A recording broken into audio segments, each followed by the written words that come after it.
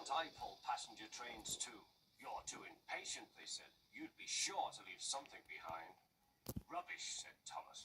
I'll show you. One night, he and Henry were alone. Henry was ill. The men worked hard, but he didn't get better.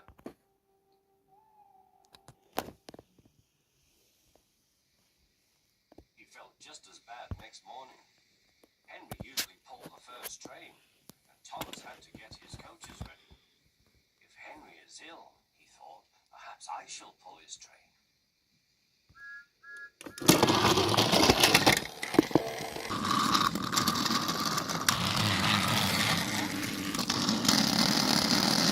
There's plenty of time. They wanted to run around in front at once, but his driver wouldn't let him. Don't be impatient, Thomas. Thomas waited and waited. The people got in. The guard and station master walked up and down. The porter banged the doors, and still Henry didn't come. Thomas got more and more excited. The fat controller came to see what was the matter, and the guard and the station master told him about Henry. Find another engine, he ordered. There's only Thomas, they said. You'll have to do it then, Thomas. Be quick now. So Thomas ran round to the front and back down on the coaches ready to start. Don't be impatient, said his driver. Wait till everything is ready. But Thomas was too excited to listen. What happened then, no one knows. Perhaps they forgot to couple Thomas to the train, or perhaps the driver pulled the lever by mistake. Anyhow, Thomas started. As he passed the first signal box, men waved and shouted.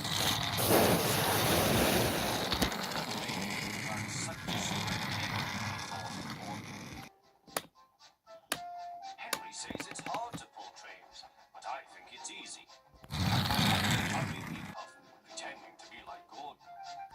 People have never seen me pulling a train before. It's nice of them to wave, and he whistled. Thank you.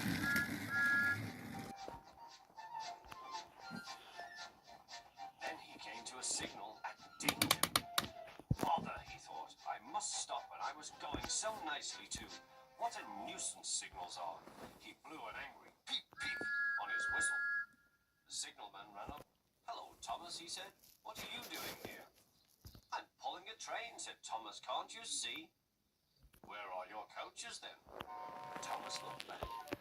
Why, bless me, he said, if we haven't left them behind. Yes, said the signalman. You'd better go back quickly and fetch them. Poor Thomas was so sad he nearly cried. Cheer up, said his driver. Let's go back quickly and try again.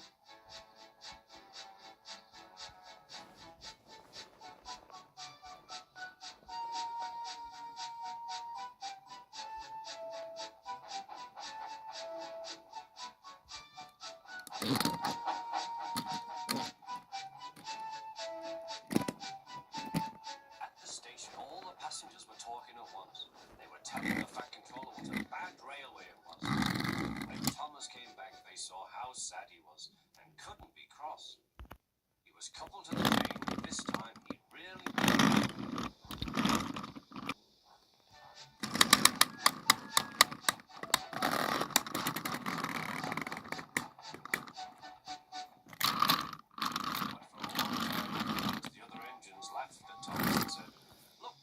Thomas, who wanted to.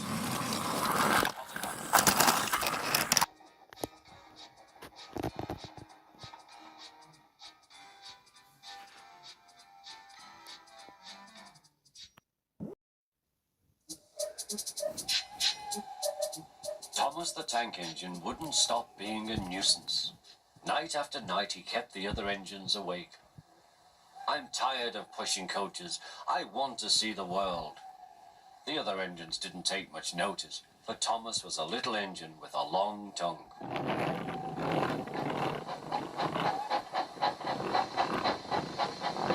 But one night, Edward came to the shed. He was a kind little engine and felt sorry for Thomas. I've got some trucks to take home tomorrow. If you take them instead of me, I'll push coaches in the yard. Thank you, said Thomas. That will be nice.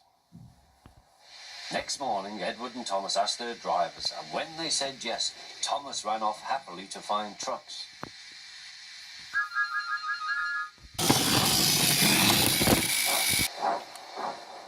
Now, trucks are silly and noisy.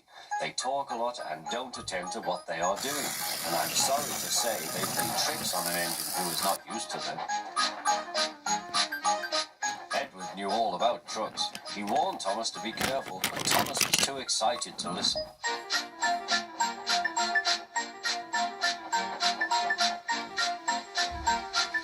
The shunter fastened the coupling, and when the signal dropped, Thomas was ready. The guard blew his whistle. Peep, peep, answered Thomas, and started off. But the trucks weren't ready. Oh, oh, oh, they screamed, wait, Thomas, wait. But Thomas wouldn't wait. Come on, he grumbled. All right, don't fuss, grumbled the trucks.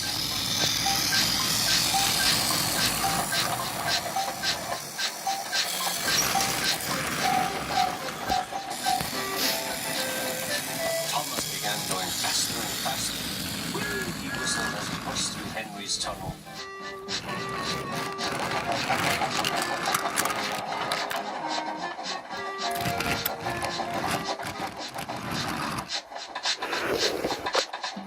Hurry, hurry, called Thomas. He was feeling very proud of himself, but the trucks grew crosser and crosser.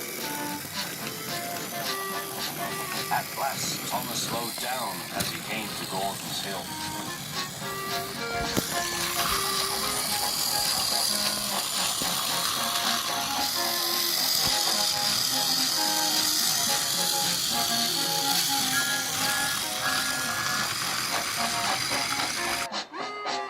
Steady now, steady, warned the driver as they reached the top. He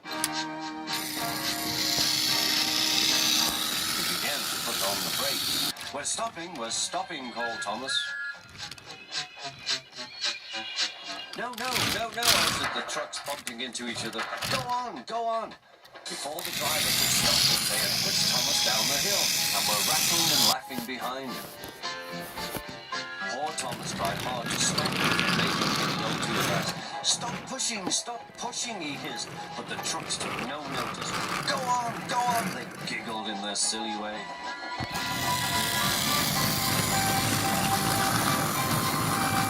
There's the station. Oh dear, what shall I do, he cried. He rattled strings and swear.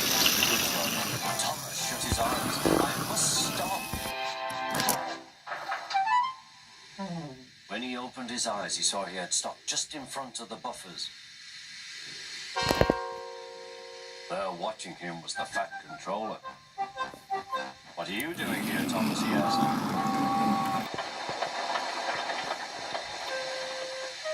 I brought Edward's trucks, Thomas answered. Why did you come so fast? I didn't mean to. I was pushed, said Thomas. You've got a lot to learn about trucks then, little Thomas. After pushing them about here for a few weeks, you'll know almost as much about them as Edward. Then you'll be a really useful engine.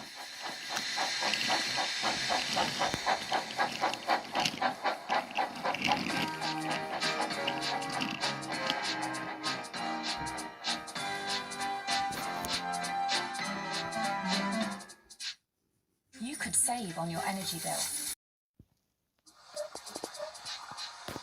Every day, the Fat Controller came to the station to catch his train.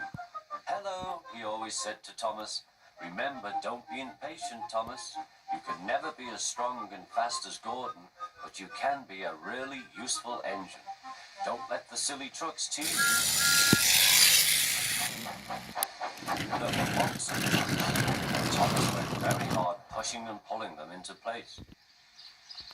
There was also a small coach and two strange things his driver called cranes. That's the breakdown train, he told Thomas. The cranes are for lifting heavy things like engines and coaches and trucks. One day, Thomas was in the yard. Suddenly, he heard an engine whistling. Help! Help! He came rushing through the much frightened. His brake blocks were on fire. They're pushing me, he panted. On, laughed the trucks. Help! Poor James disappeared. I'd like to teach those trucks a lesson, said Thomas the Tank Engine. Soon on. James is off the line. The breakdown train, quickly! Thomas was coupled on, and off they went.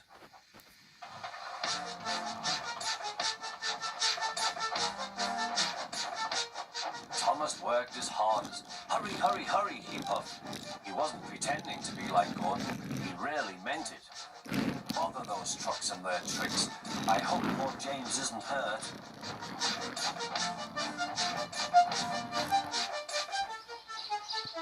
James's driver and fireman were feeling him all over to see if he was hurt. Never mind, James, they said. It wasn't your fault. It was those wooden brakes they gave you. We always said they were no good.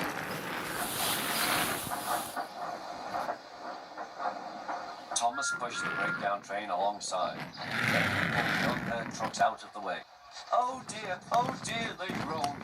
Serves you right, puffed Thomas. He was hard at work, puffing backwards and forwards all afternoon. This will teach you a lesson. This will teach you a lesson, he told the trucks. And they answered, yes, it will. Yes, it will.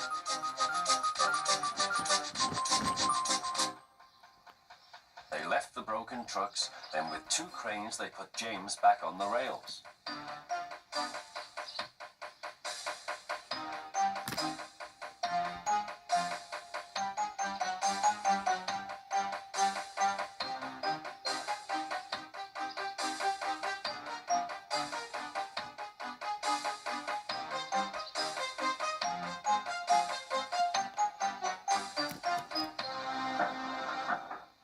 He tried to move, but he couldn't, so Thomas helped him back to the shed.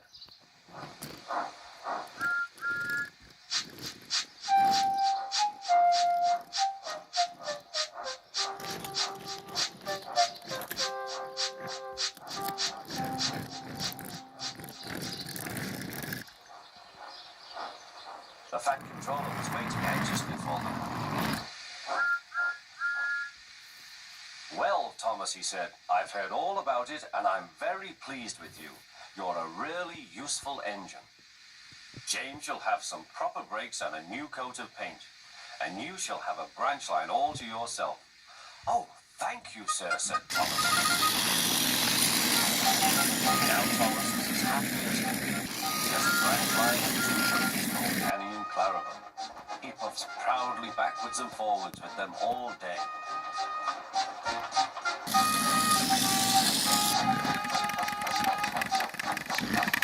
He is never lonely. Edward and Henry stop quite often and tell him the news. Gordon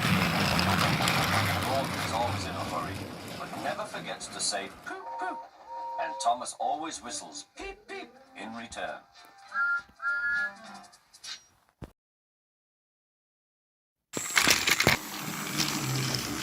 James was enjoying his life on the island of Sodor, but he still had a lot to learn.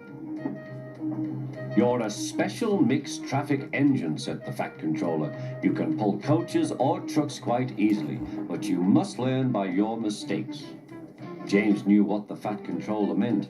He could well remember that dreadful accident on his first day. Be careful with the coaches, James, said Edward. They don't like being bumped. Everyone came to admire James. I'm a really splendid engine, he thought, and suddenly let off steam. A shower of water fell on the Fat Controller's nice new top hat. Just then the guard blew his whistle, and James thought they had better go. Go on, he puffed to Edward. Don't push, replied Edward. The coaches were grumbling too. Don't go so fast, But James didn't listen.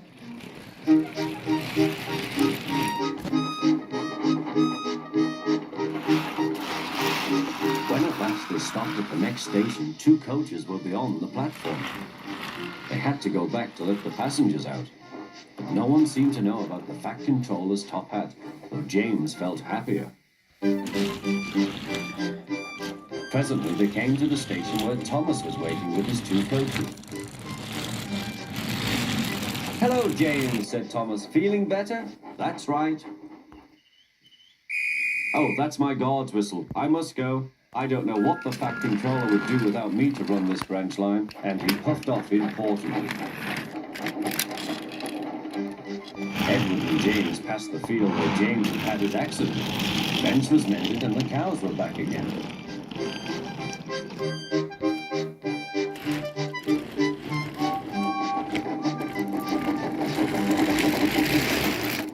They ended their journey and rested before setting off for home.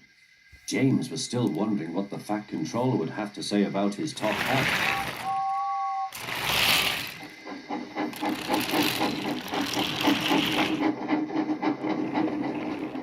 Next morning, the Fat Controller spoke severely to him. "If you can't behave, I shall take away your red coat and have you painted blue." James didn't like that at all. He was very rough with the grumbling coaches as he brought them to the platform. "Don't talk, come on," he called to them. Gordon never has to fetch his own coaches, he thought to himself, and he's only painted blue. To make James even more cross, this time no one came near him. "I'll show them," he thought. They think Gordon's the only one who can take coaches.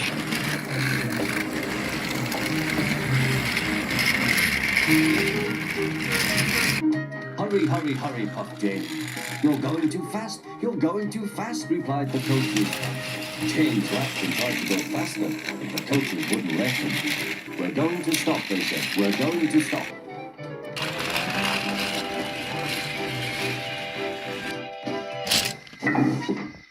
"What's the matter?" James asked his driver. "The brakes are hard on. Leak in the pipe, most likely. You've banged the coaches enough to make a leak in anything." "How shall we mend it?" said the guard. "We'll do it with newspaper and a leather bootlace," replied the driver. "Well, where is the bootlace coming from?" asked the guard. "Ask the passengers," said the driver. "You have a leather bootlace there, I see, sir," said the guard to a smartly dressed man. "Please give it to me." "I won't," said the man. "Then," said the guard, "I'm afraid the train will just stop where it is." The passengers all said what a bad railway it was. Then they told the man how bad he was instead. Everyone was very cross. At last he handed his laces over. The driver tied a pad of newspaper tightly round the hole in the brake pipe, and James was able to pull the train.